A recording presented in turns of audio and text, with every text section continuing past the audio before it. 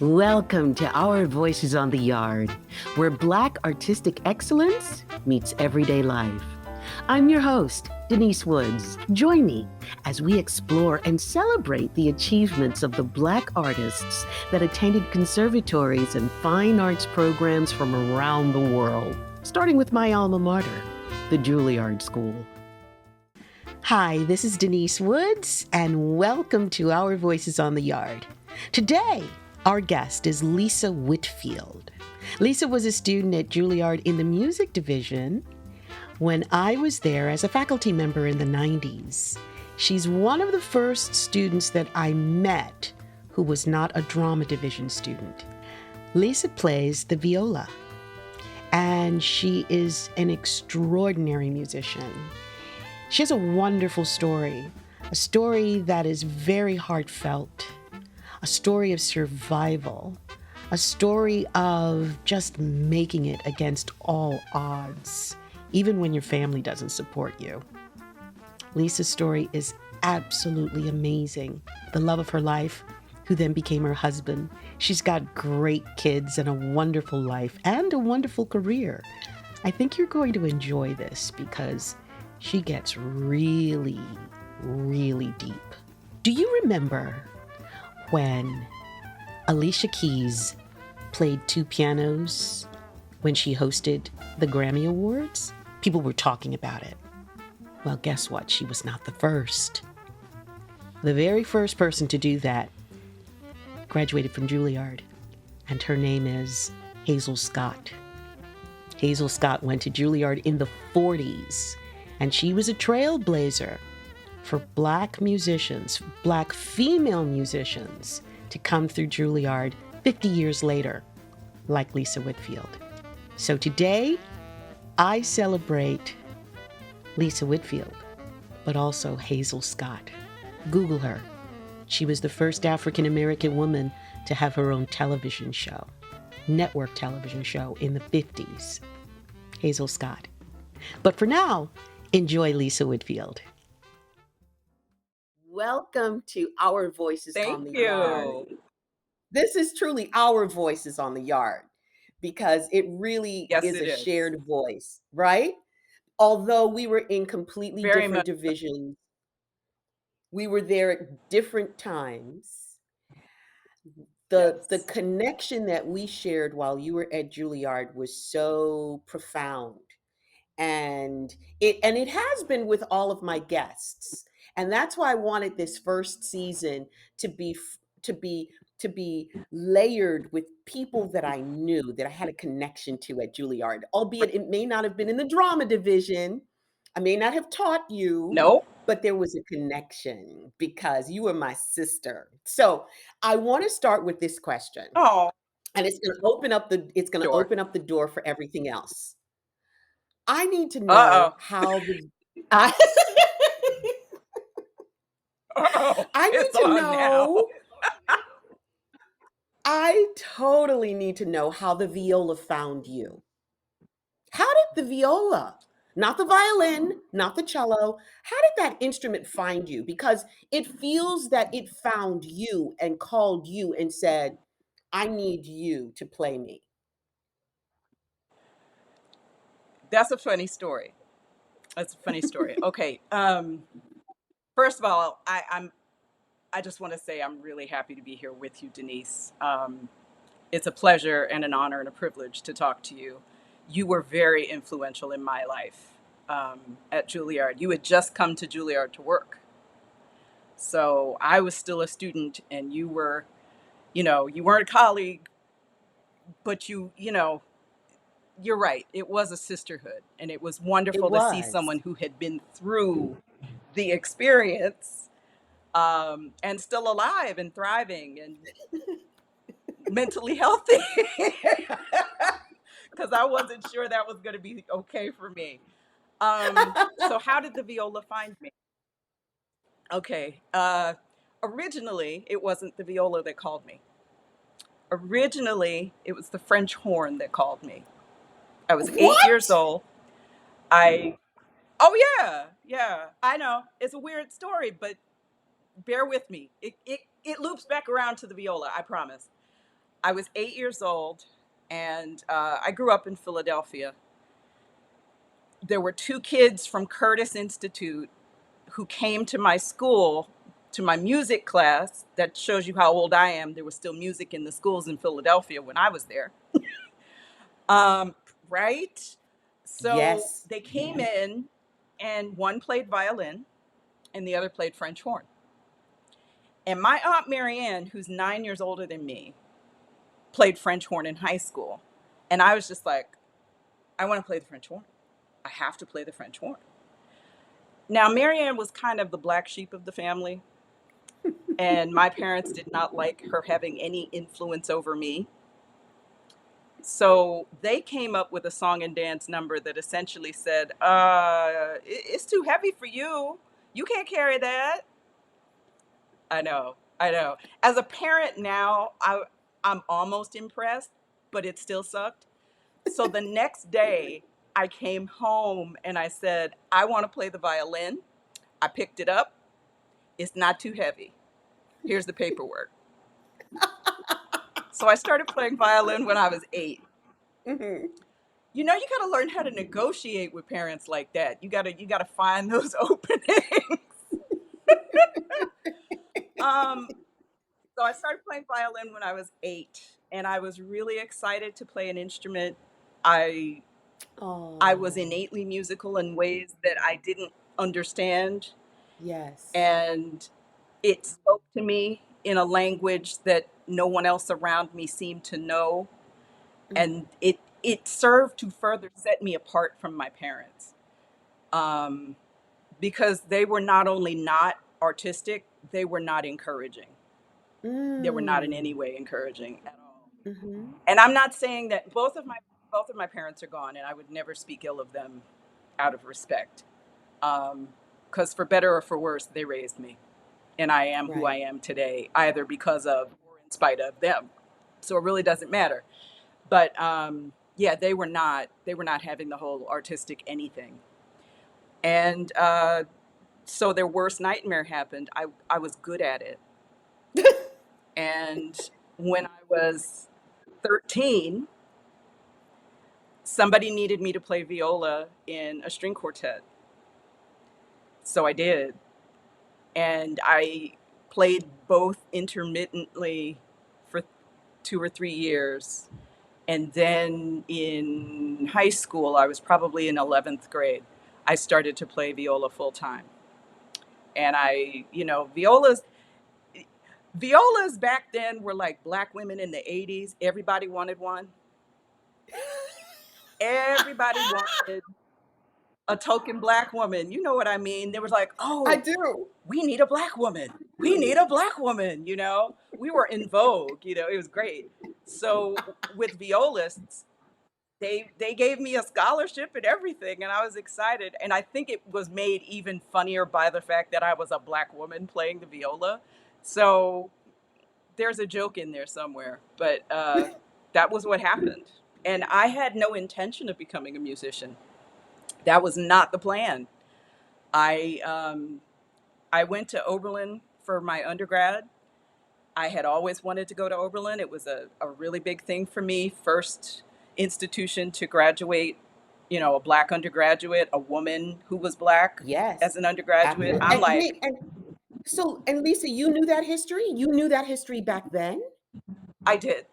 I did know that history back then. Wow, because I didn't know that until I was well into my 30s about Oberlin Right. and the history of that first African American woman. So you knew that back then, and Yes, you knew that you wanted to go to Oberlin. You just didn't realize it was going to I be for did. music. Oh, I really didn't realize it was going to be for music. I had Right. gotten into the college. I was going to major in Romance languages. I was going to move to New What? York and become a UN interpreter. That was it. That was the dream. That was the box. It was all wrapped and everything. I know. No, I don't tell this story to a whole lot of people because most people look at me and go, wait a minute, you've always been a musician. I'm like, yes and no. My parents weren't having it. They really were not having it. It was not on Yeah. the list of acceptable things for a smart black girl to do for them. It just wasn't. Mm. They were not encouraging. Mhm. So I came to Oberlin and I auditioned for secondary lessons because I wanted to continue to play. I just, I wanted to continue to play. And my teacher, who I'm still very close with today, said to me, um, you know you should do this, right? I was like, really? Yes, yeah, you should. You should. Have you ever thought about it? I was like, I didn't think I was good enough. He goes, yeah, you're good enough. You could do this. So I was in the double degree program here at Oberlin for 2 years. I was going to get 2 degrees. Wow. I was going to get a conservatory degree and a college degree. I know it's weird when you're smart and you have like musical talent because you get pulled. And I don't, ooh, that sounded like so incredibly egotistical. And I'm not that No, person at no, all. no. You know me. That didn't sound I'm not that egotistical person. at all.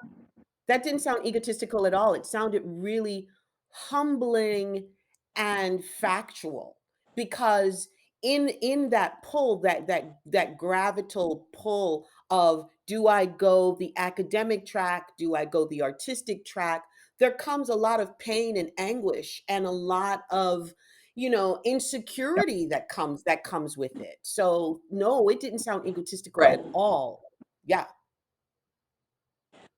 I think a lot of it also, and I was talking about this with other friends of mine about Black excellence and the idea of letting your family down somehow. Girl, Neither of my, girl. I know you know, I know you know, I know you know. Mhm, Um, Neither of my parents finished college. They both attended college but weren't able to finish. mhm, And my grandmother had an eighth grade education mhm. because she grew up on a sharecropping farm down in North Carolina, and that was what you got when you That's were right. when you were 13. They pulled you out of school because you needed to work. You That's needed to, right. earn a living and do some stuff around the house and all that. And girls were not, you know, they weren't getting that education. Mhm. So it was really important to me to make sure my family was proud of me, to make sure that I felt like I carried the burden of dashed expectations. Like I had to fulfill somebody else's dream. And that was rough. That was really, really rough, Denise. I could tell you that was a hard one for me. Um, my Yes. parents How were did it just show not. up? I remember my How mom, did it how huh? did it show okay, I was gonna say, how did it show up? And you're getting ready to tell me. I remember my mother telling me very honestly and openly, Black people don't do that. Yeah. And I was just like, oh, um, well, I'm Black and I'm doing this and I like it and I really don't believe I'm the first one, you know. So yeah, it was. I just remember kind of looking at her like, am I supposed to just blindly take your word for that? Because Mm. I don't really feel like you're right on this one. That was hard. It was really, really hard. Like my parents just, when I say they weren't encouraging, I can't stress enough. This was a hobby. This was a fluke. This was a thing I did on the side, but I was going to get a real Mhm. job. Mm. And that was not how that worked. It just was Mm. not how it worked. At the end of 2 years of Oberlin, I dropped out of the college. And And stayed in the the whole thing about the conservatory. UN interpreter, I stayed in the conservatory. The UN interpreter thing went out the window. It all went out the window. My boyfriend at the time, who is now my husband of 30 years, looked at me and said, "You don't want to do that." He knew. He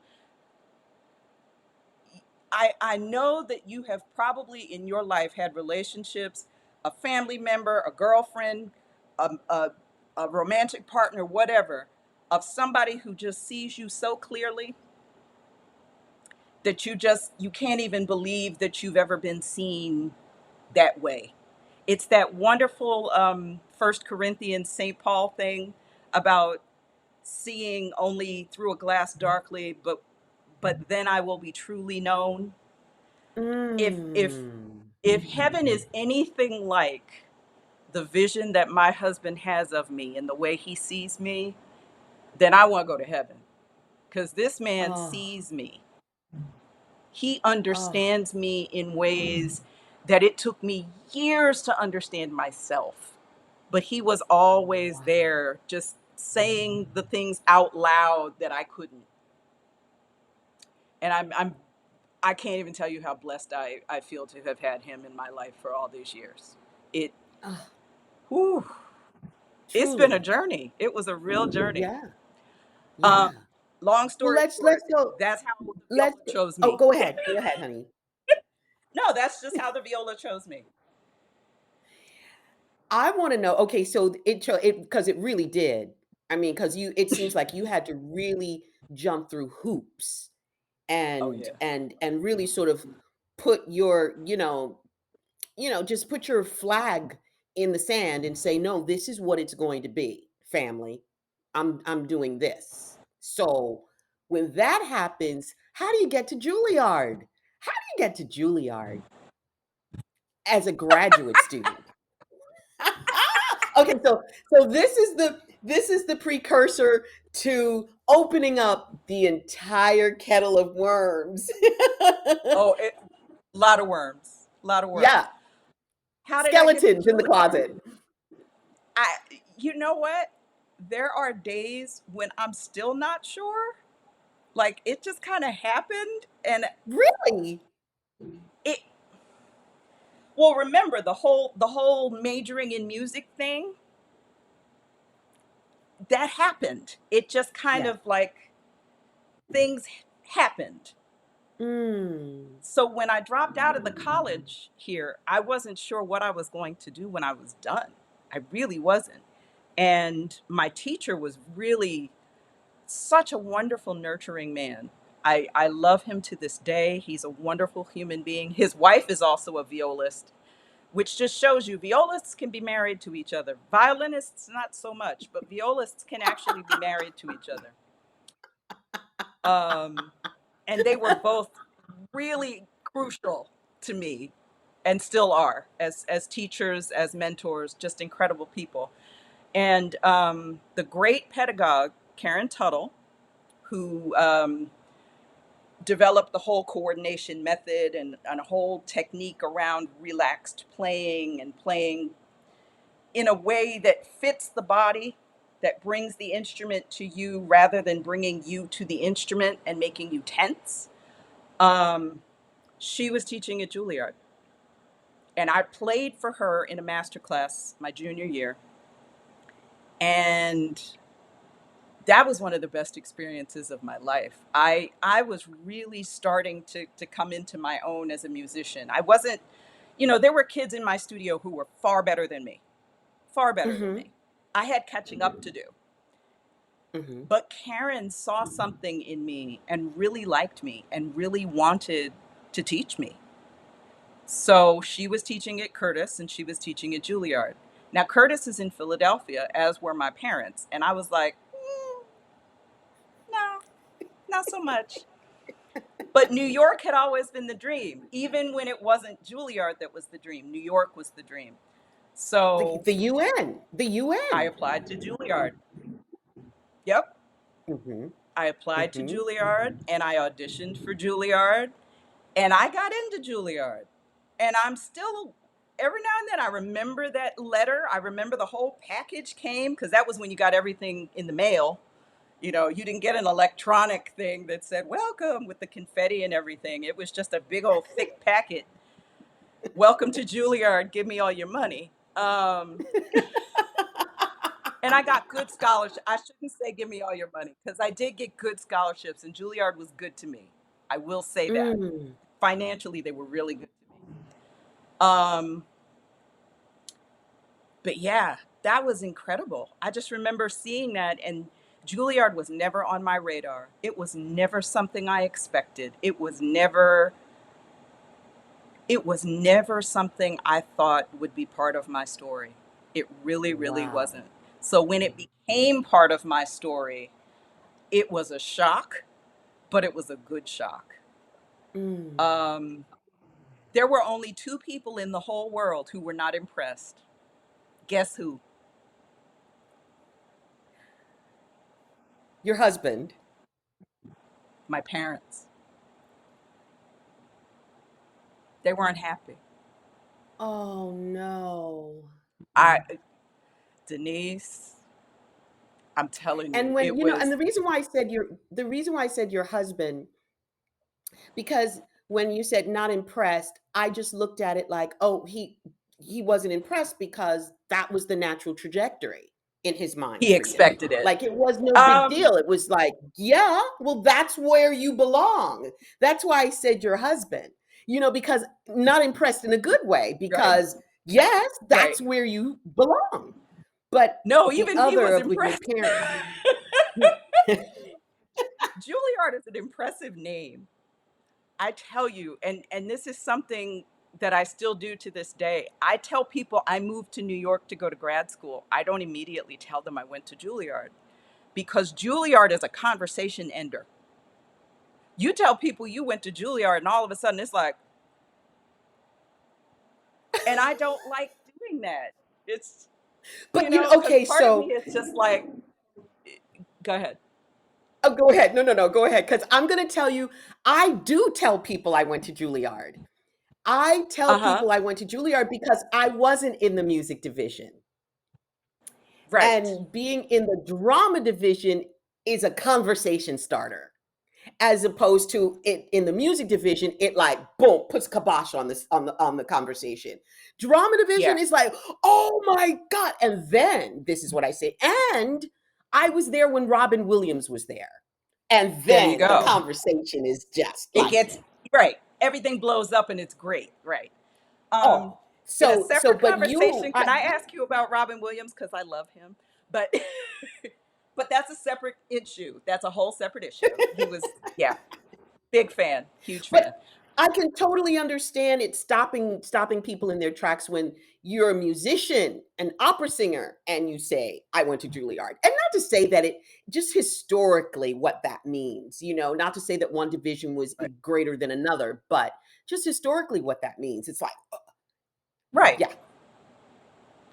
Well, I So mean, the so music division was the you would never oldest say you division. went to Juilliard. Rarely. I mean, it's not that I keep it a secret. I tell people, but like if I just met you or it's a conversation where it's pretty low key, if I tell you I went to New York to go to grad school, you have to ask me where I went for me to tell you. Like you have to Wow. follow up and go, Okay. "Oh, where'd you go?" And I go, "Oh, I went to Juilliard," Okay. And I'll try and just like slide past it because Gotcha. there's still a little bit of imposter syndrome, which is All right, weird we have to because unpack that, sis. We have to unpack it. You can't just and I drop it and leave graduated it. 29 years ago. Think about that. 29 years ago and I still feel it. I still there's the part of me that feels like I don't want these people to think I'm bragging. But there's that other Yeah. little part of me that doesn't want people to look at me and go, "You went to Juilliard and this is all you got?" You know Oh what I mean? man, I do. I do. Yeah. I And do. that's Juilliard is a loaded word. Everybody knows Juilliard. You can be Yeah. somebody laying bricks in Iowa and you'll be like, I heard of that place. Everybody knows the name. And Mm-hmm. everybody knows the name throughout the entire world. The whole world knows that name. Yeah. So Yeah. it's hard for me. It's definitely hard for me because I'm not a person who likes to brag like that. In my conversation about Juilliard, it's a conversation starter, not because I'm in any way bragging, because that is so not who I am. It's a conversation starter Right. because it's fun to talk about these folks back when, when I knew them back when. I've Right. got so many wonderful Robin Williams stories. It's ridiculous. And it really is an icebreaker. And a myriad of other people that were there in the mid Sure. early and mid 70s. Of course, I was there in the mid 70s to the late 70s, but my upperclassmen who then became stars, and to see who they were before Right. they were stars, it's really like a conversation piece and opens up, and it really sort of debunks the mystique of the Juilliard school in some way. Yes, that's Hmm. that's really interesting that you say that. The mystique is interesting, but I'm still friends with folks who were there in other divisions and in the music division. But Viola So was let's there when I was there. say that again. Viola Davis was there when you were there. So let's Yeah, talk about and your time at Juilliard, because I want the audience to know that you spent several years at Juilliard. You spent several years at Juilliard, not okay. just as a graduate student, but also on faculty. And that is huge. That is huge, because not everybody who goes to Juilliard is invited back to join the faculty. So, congratulations. Yeah, I thank you. um, no, I'll just let me take that back. Let me stop. Thank you. That wasn't a question. That was a statement. Thank you. Yes. Um, Yes. yeah. So I got to Juilliard in Let's start right 1990. at the first year. Let's start first year Yes. orientation, and let's just go in. You've got your viola in your hand, and something that you said to me, I'm just going to say it, and you can unpack that this statement. People would come to you Okay. with viola case in hand. And when you shared this with me, I saw it, because you say I'd be out on the fifth floor in front of the library, and Mm-hmm. someone would say, "Are you a singer?" With my viola case in my hand. Let's start there. I wish I had. I wish I had a nickel for every time that happened, Denise. I really do. I really, really do. I would be a wealthy woman, past rich. I'd be wealthy. Um, it was really weird. It was really, really weird. I was used to being one of the only women of color. I was used to that. That wasn't a problem. What I was not used to was being doubted. I was not used to somebody looking at me and doubting that I could be the thing I presented myself as. Hmm. Um, and it wasn't a mystery. I knew why somebody was looking at me and saying, "Are you a singer?" I totally understood that. Um, if I had been an actress, if I had been a dancer, if I had been a singer, all of those things would have made sense to the people who asked me that question. But not only was I a musician, and Come singers on are now. musicians, by the way, let me just put that Yes, out there. Singers are musicians. I was an they are. instrumentalist. Not only was I an instrumentalist, I played a string instrument. And I played a string instrument well enough to get me into Juilliard. And that did not compute with a lot of people. Yes. It did not compute. Yes. And I mean, it was downright offensive. It was just, Mm. it was offensive. It was really, really hard because, I mean, it was just straight up racist. There's Mhm. no way to sugarcoat it. It's Mhm. like, okay, well, you're clearly not one of us. You don't look like the Mm. person I think should be doing this thing. Mm. You look like a person who should be doing this other thing. Mhm. And, Mhm. you know, don't judge a book by its cover. Mhm. Don't do that. Mhm. How did Um, how did you get around? How did you get around that those awkward moments when it was just straight up racism looking you in the face pretty much on a monthly, weekly, basis. Like, it's like, here Daily. this goes again. um, the first year was the hardest. The first year I Okay. wanted to quit. I wanted to give up. I just wanted to do something else, anything else. I didn't want to deal with it. It was too much Mm. the first year. It was very, very hard. Mhm. Um, my other members of my cohort never took me seriously, didn't think I was particularly good. And Mm. I may never have actually heard the words, but I knew they talked about me behind my back. And Mhm. I don't mean the people who were in my studio. I don't think that was it. I had a very Mhm. encouraging cohort there. Um, but yeah, it was very difficult. I had to work several jobs to support myself because my parents cut me off in the middle of my junior year of college when they found out. I'm sorry, my senior year of college. They cut me off when they found out I was going to Juilliard. They were very upset. Mhm. Um, so yeah, I didn't live near the other folks. I couldn't practice at times that were, I couldn't do the other things the other kids did. And Mhm. several of them had known each other for years because they'd had the money to go to all these fancy summer programs that I wasn't able to go to.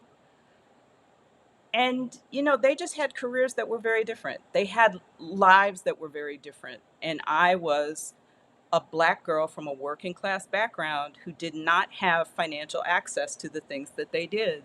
And I felt very isolated and alone. It was difficult. So I where did had you find your very few tribe? friends. Where did you find your tribe? Well, this is the funny thing. I I practically had no friends who were instrumentalists. I had a few, but very few. Um, During orientation, I still remember some of the people I met, and they became my tribe. Mm. During orientation, I remember meeting Joe Webster. I remember meeting Audra McDonald. Come I on remember now. meeting Chris McKinney. I Yes. remember meeting Edward Lawrence. Yes. I met all these people. These are actors, singers, and And dancers, Broadway babies. yeah, that was what and I was accepted. I was Yes. accepted by these folks who were not, the thing we had in common was being Black and artistic. That was the thing we had in common. And, I never fit in with the Black community at Oberlin particularly well Mm. because it was the opposite problem of my Juilliard experience. At Juilliard, I was the Black girl with no money. At Oberlin, I was the Black girl everybody assumed had money. And that was hilarious because my financial situation did not change between those two things, but the perception of me Yes. changed. Yes. Um, the kids who were here at Oberlin with me saw, this light skinned girl with long hair who plays the viola Mm. and And must just think she assumed. cute, Mm. and made a lot of assumptions. Made a lot of assumptions. Mm. And that's taken a long time to heal as well. That Mhm. eventually started to heal itself after I graduated from here. But Mhm. with Juilliard, it was, well, first of all, there weren't a whole lot of Black violinists, violists, or cellists for me to get to know, or double bassists. There were just not a lot of Black instrumentalists. There was one other Black violist, and the president of Juilliard confused us in front of a class once. That was exciting. And the worst part was that when it happened, I was sitting there trying not to show on my face the level of embarrassment I was feeling. And the dean was there. I won't say who the dean was, but he looked at the president and said, "No, it's the other one."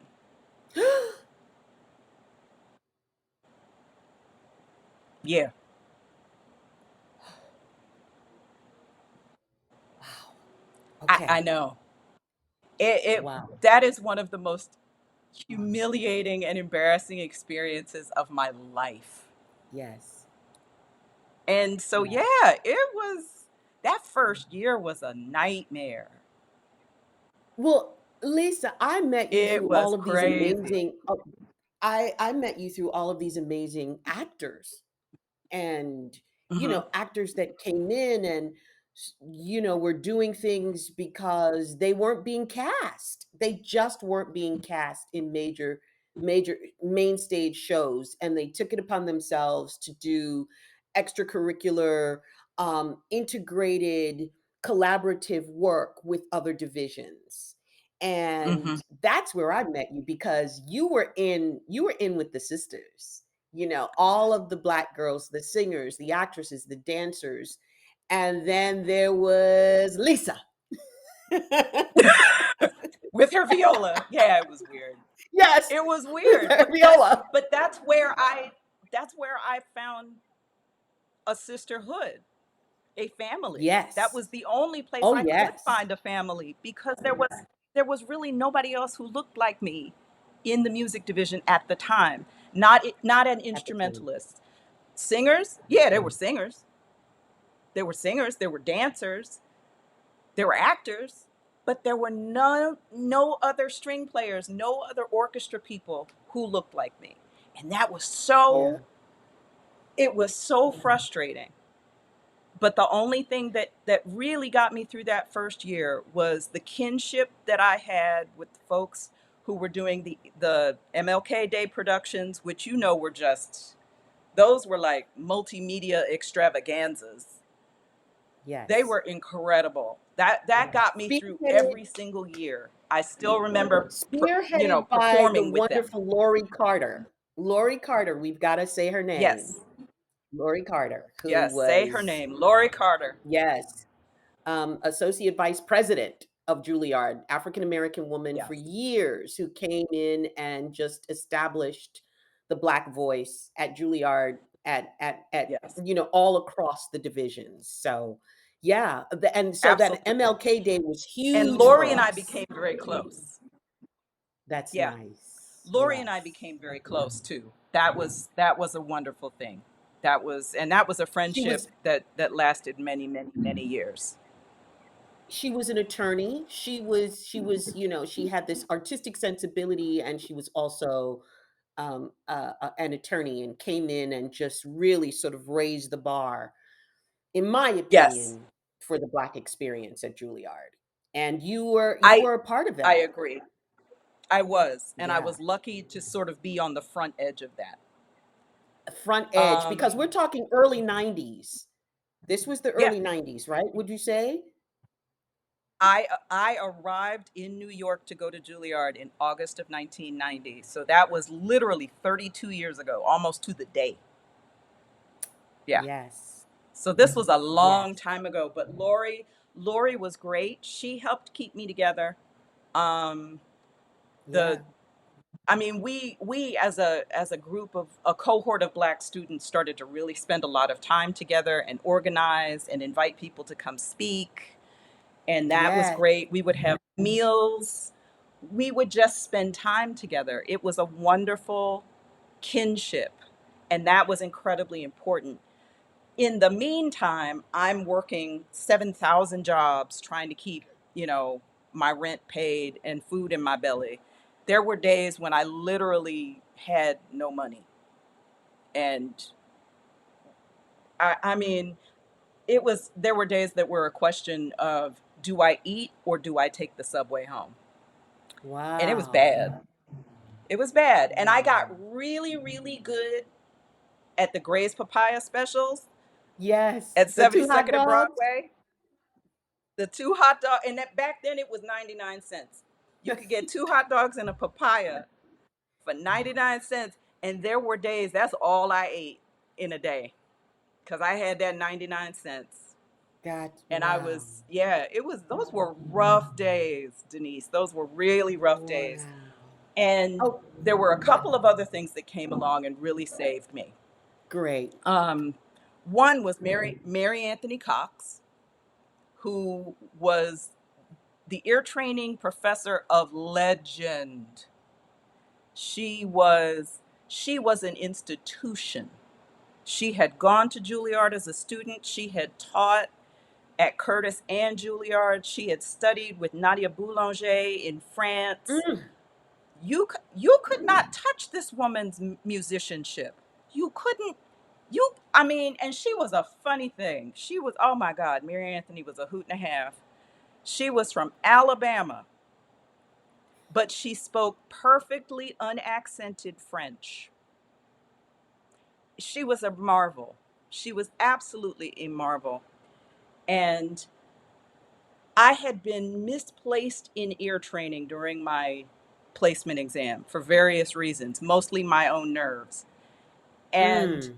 my teacher had approached Mrs. Cox and said, yeah, I got this girl. She does not belong in my class. She belongs with you. So after my first semester, I got switched out of the class I did not belong in and got switched into the class that Mrs. Cox taught. I got a new teaching fellow who was amazing. Mm. And I thrived. I did really, really well because it appealed to the academic side of me. And her teaching style, in a lot of ways, married with the teaching style I had encountered at Oberlin with my viola teacher. And it Mm-hmm. became really foundational to how I teach even now.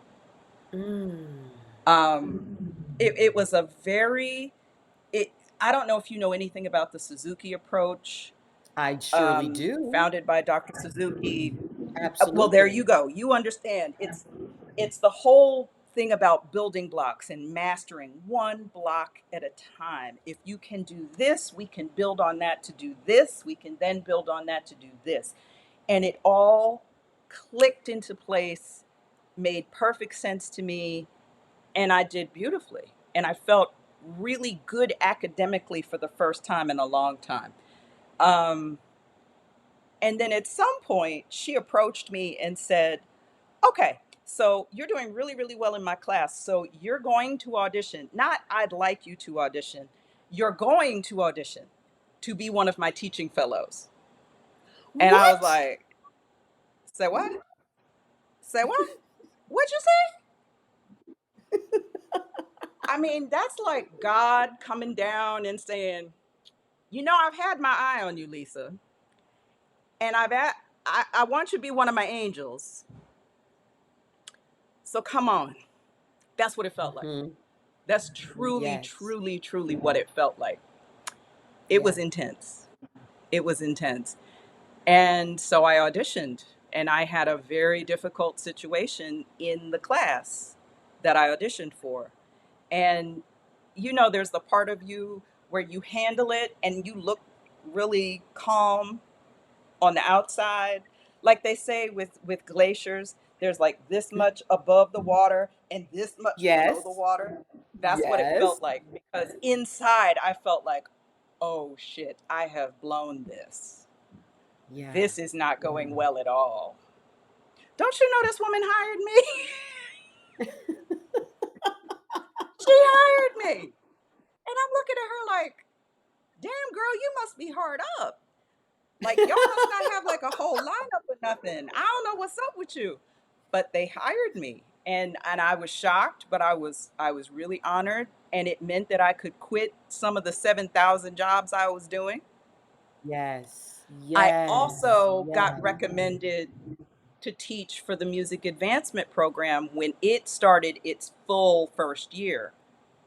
Well, can you And tell our audience what that is? Tell the audience what the music advancement program is. the music advancement program was probably one of the vanguard programs in an attempt to get Black and Brown children involved in classical music. I believe it was originally the brainchild of our former president, Dr. Polisi. But I might be mistaken on a point or two there. But what I will say is that it was very clearly a program to expose Black and brown kids to the classical musical arts and give them an opportunity to level the playing field and go out and participate. And that spoke to me in every language, because that was what Mm. I had had. Someone had Mm-hmm. taken me under their wing and put me in a situation where I was exposed and able to do things. So I wanted to give back. That's been Mm-hmm. such a huge part of who I am as an artist. It's always Mm-hmm. been, what can I do to give this back? I can't pay it back. I have to pay it forward. How do I pay it forward? And one of the things that I've always done, this is actually the first time in many years that I haven't taught at a settlement school, because I taught at the music Wow. settlement school. I taught at the music settlement school in New York for 14 years. And then I was at the settlement school in Cleveland for 3 years, because I had been educated at the settlement music school in Philadelphia. Wow. And Historic. And I just need you to backtrack a bit and tell our audience what a settlement school education was like, because that's where I trained, on the Lower East right, Side in settlement schools. that's So where I taught. I taught at did you teach at the Third Street I Music taught School? at Third Street. I taught at Third Street Music Oh School my Settlement, gosh, that's where I went. 235 East 11th Street, from Yes, child. 1994 to 2008. Oh, I studied there in the I was there for 60s. 14 years. Wow. Wow. Just tell our audience about settlement schools and the importance of them. Settle, Settlement schools were, from my knowledge, I might be missing a beat here, but my understanding is that the settlement schools were founded in the early 20th century to provide education mostly to immigrant populations. Yes, They were founded in populations that were primarily filled with immigrants from Europe. right. I know that the one on the And Lower East Side Eastern, definitely and was. typically in our neighborhood, Eastern European Jews. Yes. Yeah. Eastern European Jews were a large part of the population in New York. It was a little less so in Philadelphia. I think it was more Italian and Eastern Okay. European non-Jewish immigrants, but Okay. definitely a lot of Italian immigrants in Philadelphia, which is where I grew up. And I went Mm-hmm. to the original settlement, which was at Fourth and Queen in Philadelphia. That's where I had my lessons. And it was through settlement that Wow. I learned to play the viola.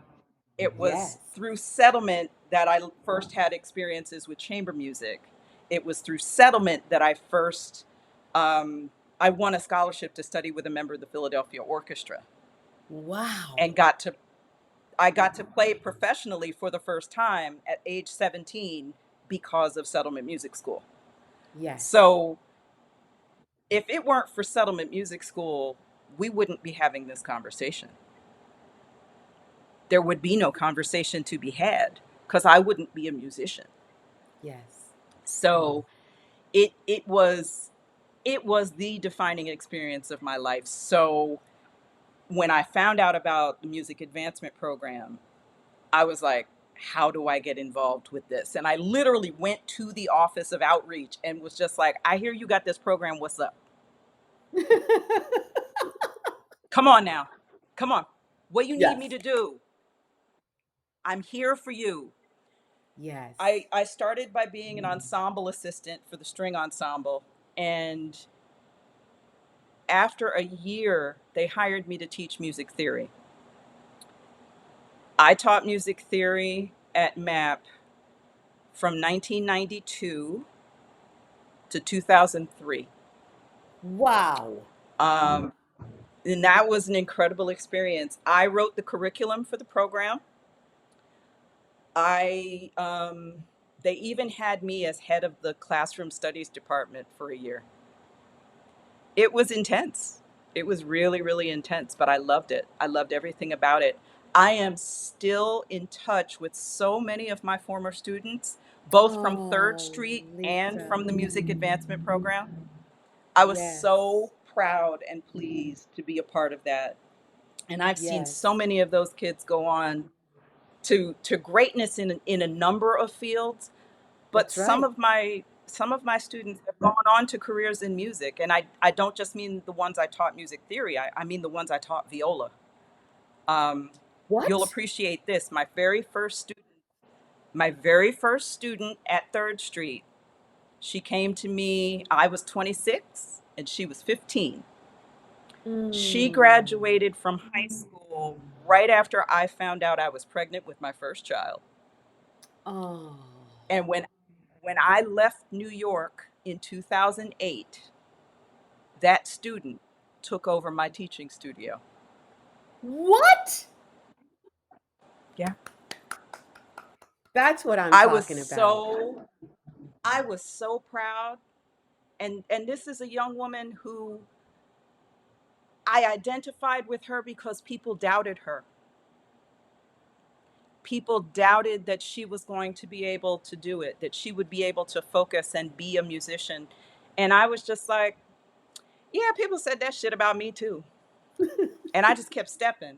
And people would just keep talking, and I'd be like, I heard you. Okay, okay. I'm not listening, but you're all right. Fine. Keep talking. I'm going to keep doing me.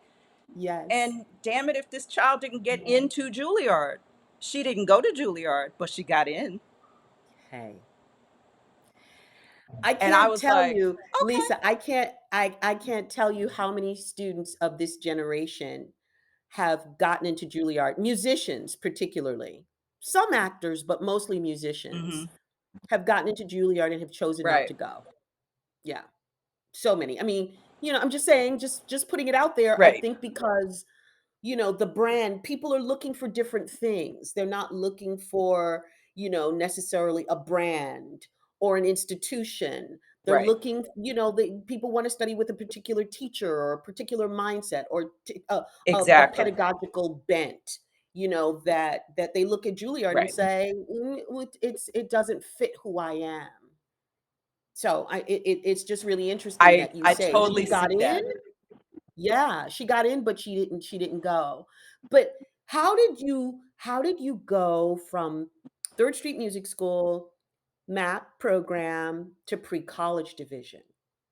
And I don't know if that was the trajectory, but explain to our audience what the pre-college division is. Okay. The pre college division is for young musicians. I don't know what the bottom age is because I swear they get younger and younger every year.